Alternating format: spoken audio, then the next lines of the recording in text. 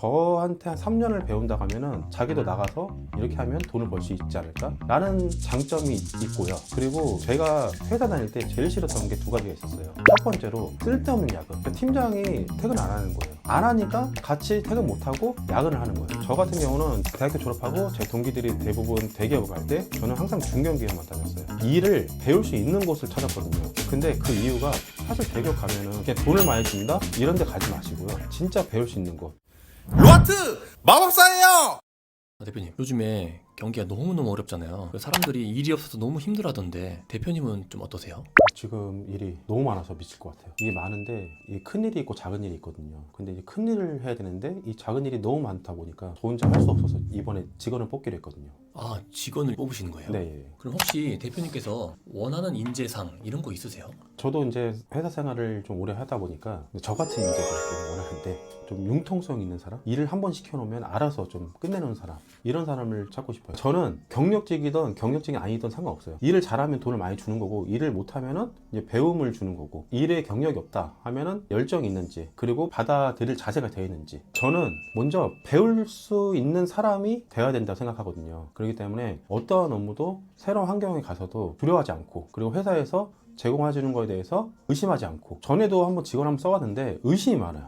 의심이 많다 보니까 이거 안 될 것 같은데요? 이렇게 하는 사람들이 있어요. 그 사람들 자체가 받아들일 수 있는 사람이 아니거든요. 어떤 일이든 문제점이 발생하지 않은 건 없어요. 그럼 문제점이 발생하면은 어떻게 해결해야 되겠다. 그리고 여기에 대해서 내가 한번 시도를 해봐야 되겠다. 이렇게 좀 긍정적인 사람을 추구하고 있습니다. 그럼 대표님은 이전에 직장생활 하실 때 좀 어떤 직원에 가까우셨어요? 저는 그 신입 때 제 담당이 아닌 일을 한번 맡은 적이 있었어요. 그래서 툴툴 거렸죠. 이거 내가 해야 되나. 그리고 나서 한 2년 후 다른 회사로 이직을 했는데 그 다른 회사에서 똑같은 일을 시킨 거예요. 근데 그 일을 할 수 있으면은 승진의 기회가 있었거든요. 근데 승진을 못하고 그 일도 처리를 못한 거죠. 그 이후부터는 제가 생각이 달라졌어요. 어떤 일이든 나에 대해서 피가 되고 살이 된 일이다. 그래서 그 이후부터는 항상 긍정적인 마음으로 회사에서 일을 시킨다 하면 당연히 일을 처리해야 되는 거고 의심 하나 없었어요. 만약에라도 이 일이 안 될 게 보여요. 하지만 해봐요.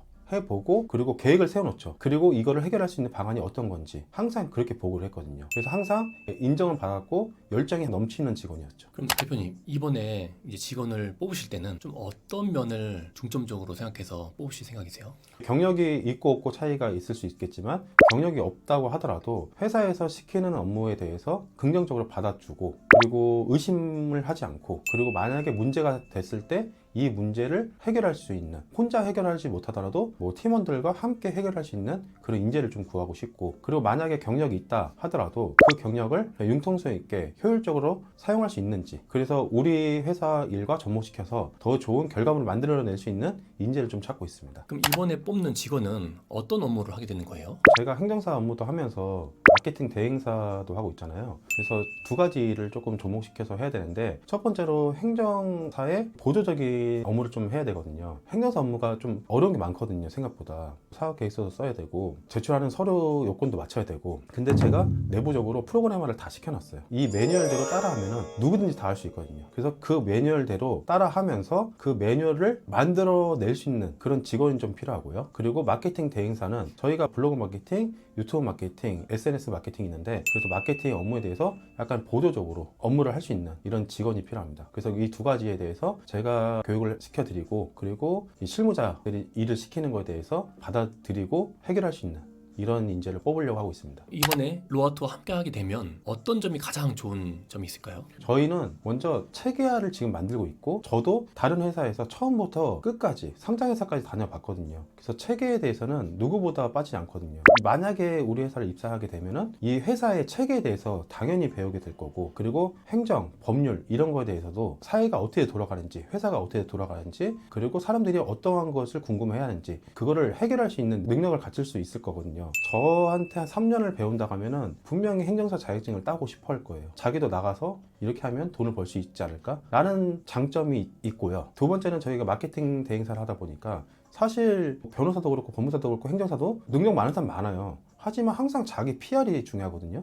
근데 PR하지 못하는 사람, 마케팅이 되게 부족하거든요. 근데 여기서는 행정에 대한 실무와 그리고 마케팅까지 배울 수 있죠. 그리고 형식적인 심리적인 마케팅이 아니고 실질적으로 저희가 블로그 안에서 어떻게 마케팅을 하는지 이 세 가지를 사실 배울 수 있기 때문에 월급도 중요하지만 저희가 돈을 받고 이거를 채용해야 되지 않냐 이런 생각까지 들 정도로 배울 거는 무궁무진합니다. 근데 밥은 제공해 주시는 거예요? 대부분 중소기업 물어보니까 밥을 안 준다고 하더라고요. 사실 월급 받아서 밥값 내고 커피값 내면 다 끝나거든요. 저희는 커피하고 밥은 제공해주고 있습니다. 그리고 제가 회사 다닐 때 제일 싫었던 게 두 가지가 있었어요. 첫 번째로 쓸데없는 야근. 그러니까 팀장이 퇴근 안 하는 거예요. 안 하니까 같이 퇴근 못하고 야근을 하는 거예요. 그런 쓸데없는 야근은 시키지 않고요. 그리고 그 사람이 성과를 냈잖아요. 저 같은 경우는 회사에서 손해배상금으로 7억을 받았거든요. 근데 대표가 하는 소리가 자기 때문에 잘 됐다고 하는 거예요. 그래서 그런 꼴값 같은 소리 안 합니다. 저희는 만약에 성과가 냈다고 하면은 거기에 대해서 당연히 인센티브가 나올 거고, 그러면서